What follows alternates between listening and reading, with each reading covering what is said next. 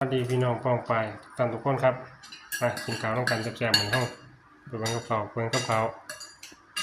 โอ้ซุปบะเขือแกงเฮ็ดละโงกปาจิโทมาเด้อพี่น้องป้องไปกินข้าวต้องกันแซ่บๆแซ่บๆด้วยกันเด้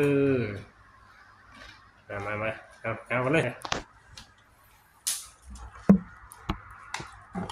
เดี๋ยวบัดค่อยเอามาพี่น้องมาพี่น้องต้องกันแกงเห็ดละโงกอยู่ดีมีแห้งสวัสดีครับมาเอาให้ดู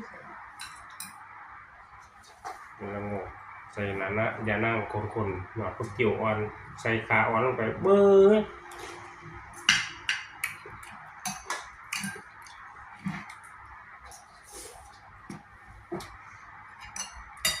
สูบบุกเกลือผม